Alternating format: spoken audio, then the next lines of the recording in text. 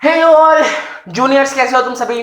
मैं हूं आपको ज्योति भौमिक, स्वागत है तुम्हारे एजुकेशन गोल्स में। आज हम लोग एसएसटी का the most dangerous chapter, the most hard chapter जो बच्चों को लगता है, वो मैं कह सकता हूं द नेशनलिज्म इन यूरोप है। नेशनलिज्म इन यूरोप सबसे हार्डेस्ट चैप्टर तुम सबको लगता है, मेरे को भी लगा था।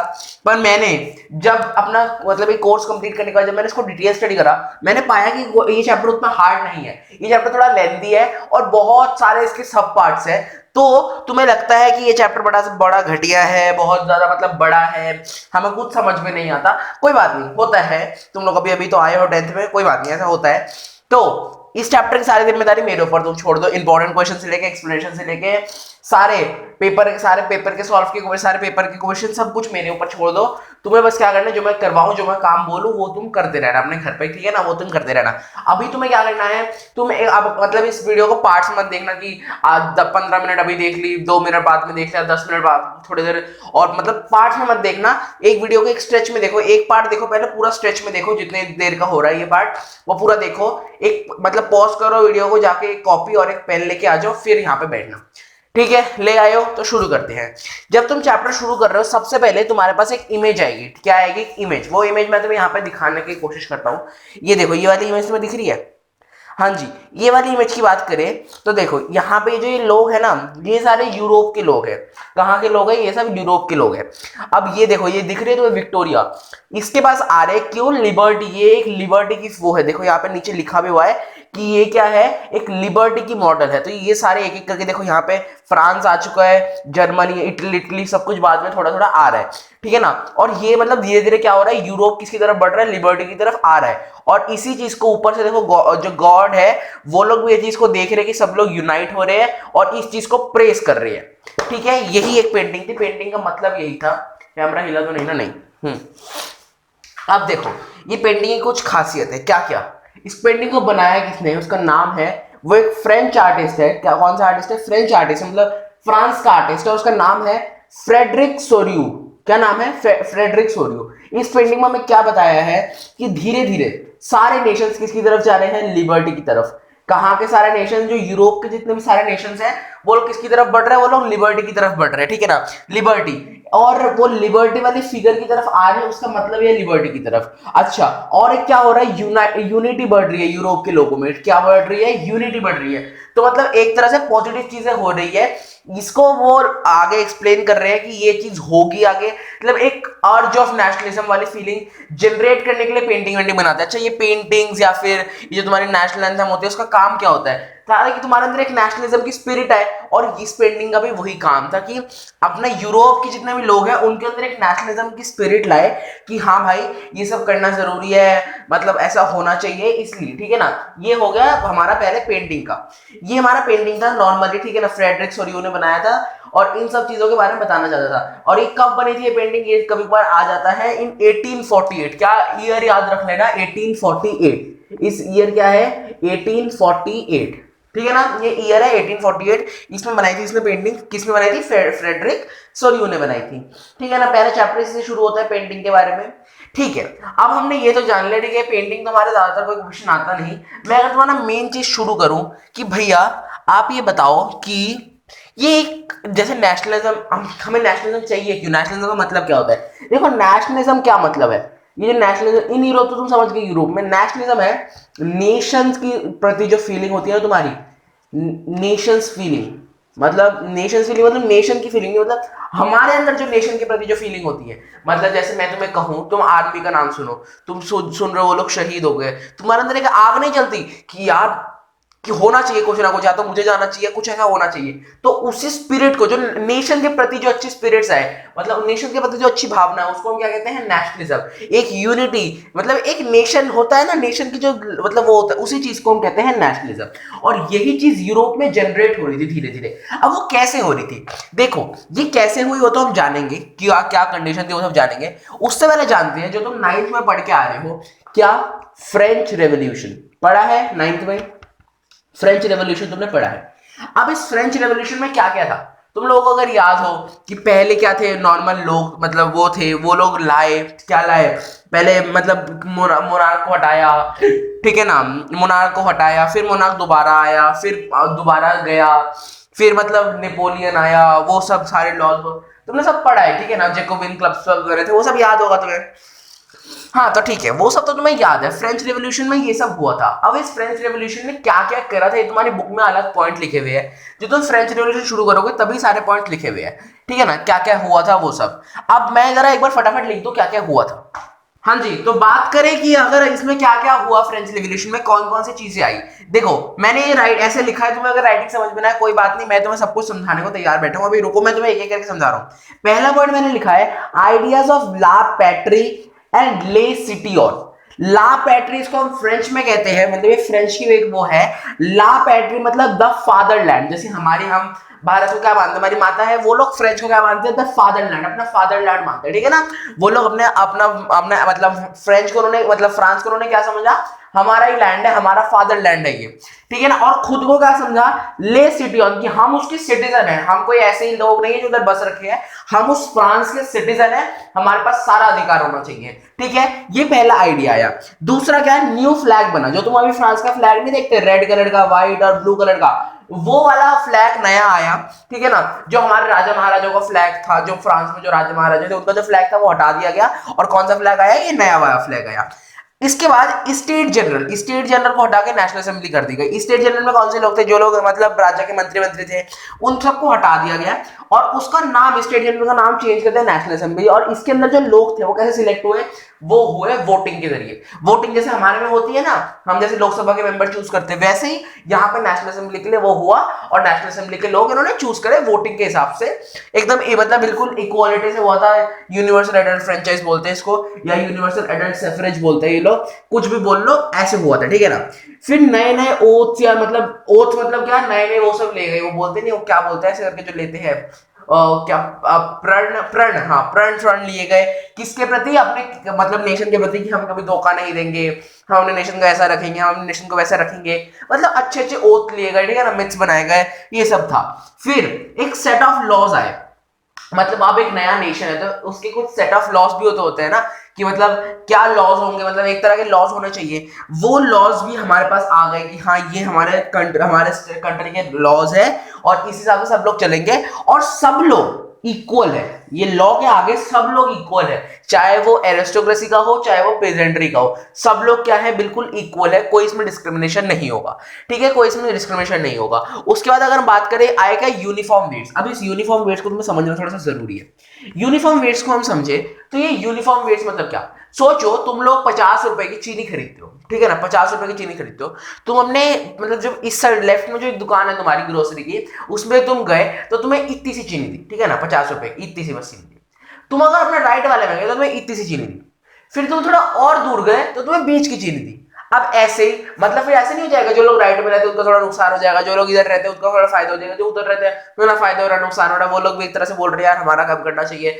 तो ये जो इसी को कहते हैं यूनिफॉर्म वेट्स, मतलब अनयूनिफॉर्म वेट्स को कहते हैं। और ये लोग क्या लाए, यूनिफॉर्म वेट्स ले आए कि हर जगह इक्वल होगा। अब 1 मीटर कपड़ा मतलब 1 मीटर बता दिया गया कि इतना है। पहले क्या था, 1 मीटर कपड़ा में कभी इतना सा मिलता था, कभी इतना ज्यादा मिल जाता था, कभी इतना मिलता था, तो बोल दिया गया कि हाँ इतना होगा 1 मीटर कपड़े में, और ये पूरे फ्रांस में चलेगा, ठीक है ना, पूरे फ्रांस में चलेगा एक तरह से, ठीक है। फिर आया क्या, यूनिफॉर्म वेट्स। उसके बाद क्या आया, internal custom duties. Internal custom duties मतलब सोचो, तुम लोग सोचो, मैं अभी सोचो तुम लोग दिल्ली पे हो, ठीक है ना, दिल्ली में हो, और दिल्ली से तुम्हें आना है किधर बोलूं मैं, कोई सा भी एक जगह ले लो दिल्ली की, जैसे मैं करोल बाग ले लेता हूँ, मैं न्यू दिल्ली से लेके करोल बाग तक है, न्यू दिल्ली मत लो, एक काम करो और कोई जगह ले लो, कोई जगह कोई भी एक जगह उठा लो ना, जैसे पश्चिम बिहार उठा लो, ठीक है ना, पश्चिम बिहार से लेके तुम्हें करोल बाग तक आना है। अब बीच में बहुत सारी जगह अलग अलग जगह आएगी। सोचो जैसे तुम लोग, ये तो पता है हम लोग अगर कोई अपना मतलब दिल्ली से यूपी जाते हो तो तुम क्या भरते हो, टैक्स भरते हो, वो कस्टम ड्यूटीज देते हो ना, टोल टैक्स जिसको कहते हैं, टोल टैक्स भरते हो।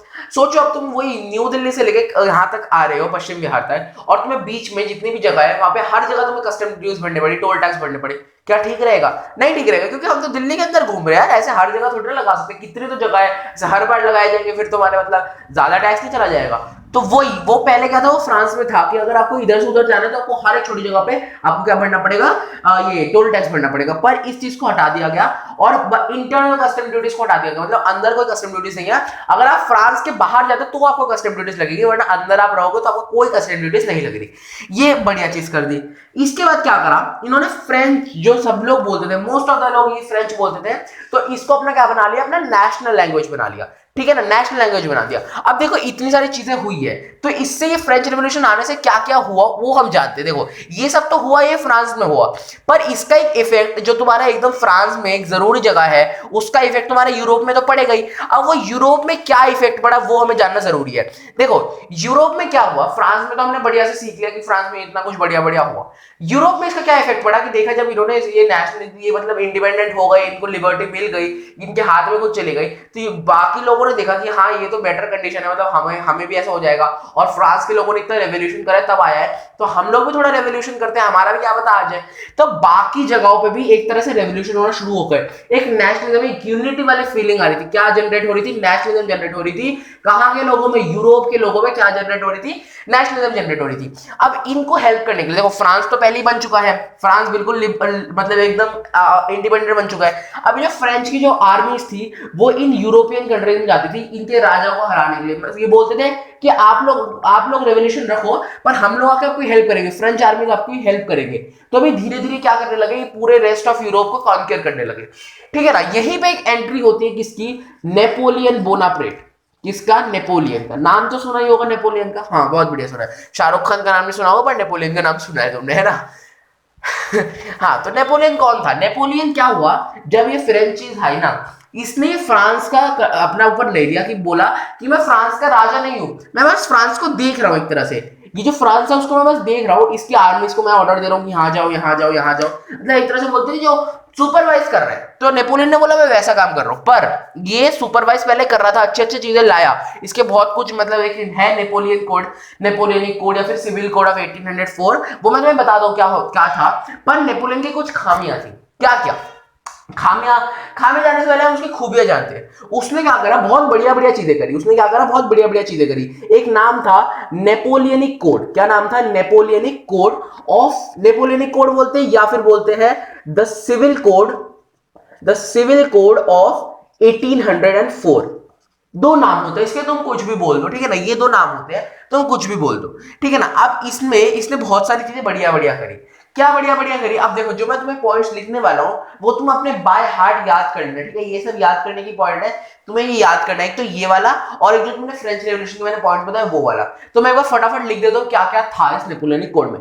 हाँ जी, तो ये सिविल कोड में कुछ बढ़िया बढ़िया चीजें जो मैंने लिख चुका हूं। अब देखो इसमें क्या हुआ था, जो भी आपको अगर बर्थ से कोई प्रिविलेजेस मिलते, जैसे आप पैदा हुए, सोचो आप पहले क्या था, ब्राह्मण घर में पैदा हुए तो आपको ज्यादा रिस्पेक्ट मिलती थी। आप अगर नीचे शूद्र या फिर कहीं और पैदा हुए तो आपको ज्यादा रिस्पेक्ट नहीं मिलती थी। तो अब नेपोलियन ने क्या करा, ये जितने भी प्रिविलेजेस थी बर्थ की वो सब बिल्कुल हटा दी, और कहा कि सब लोग क्या है, बिल्कुल इक्वल है, इक्वालिटी चलेगी, सब लोग क्या है, बिल्कुल इक्वल है लॉ के सामने, ठीक है ना। ये एक बढ़िया चीज है, बिल्कुल हटा ही दिया, कोई बर्थ की वो नहीं है।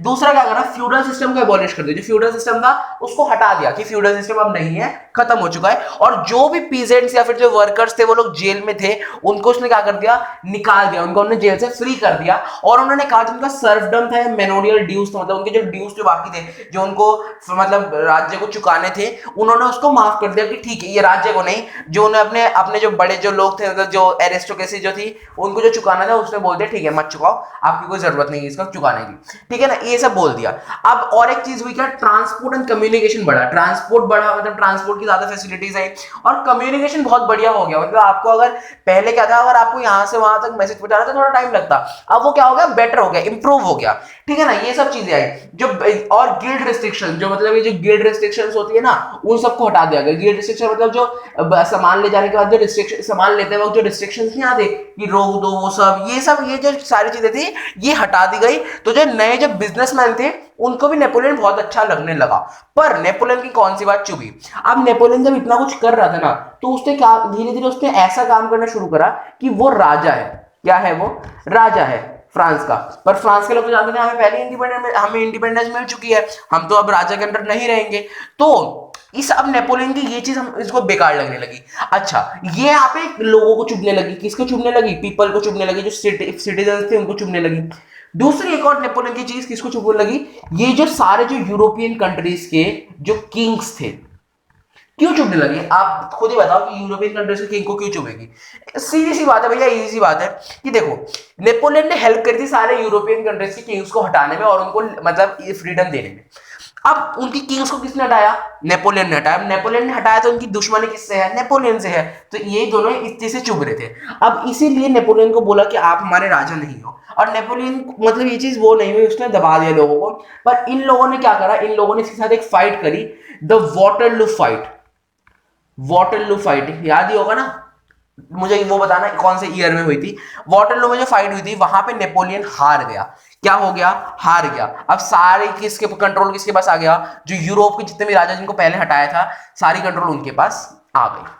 ठीक है ना, सारी कंट्रोल अब उनके पास आ गई। अब वो लोग क्या करेंगे, अब वो लोग क्या मतलब क्या कर सकते थे। अच्छा, अब ये नेपोलियन को देखो, एक तो ये क्यों हटाया लोगों को, मतलब क्या, एक बार ये भी पूछ लेते, वो जो राजा वाली जो हरकतें क्या थी, उसने टैक्स बढ़ा दिए थे, ठीक है ना, टैक्स बढ़ा दिए थे, और मतलब बहुत सारी चीज करी थी जो तुम्हारी बुक में लिखी हुई है, टैक्स बढ़ा दी थी। या फिर तुम लोगों को मैं बोलूँ तो मतलब उसने क्या करा था, उन्होंने फोर्स करा था कि मतलब फ्रेंच आर्मीज को कि मतलब इन सब जगहों पे रेस्ट ऑफ यूरोप जाओ और उनको कॉन्कर करो, जो जरूरत नहीं थी कि मतलब फोर्स ना करे थे, वो अपने आप जो लोग चाहते थे वो लोग हो जाता, पर उसने क्या करा, फोर्स करा।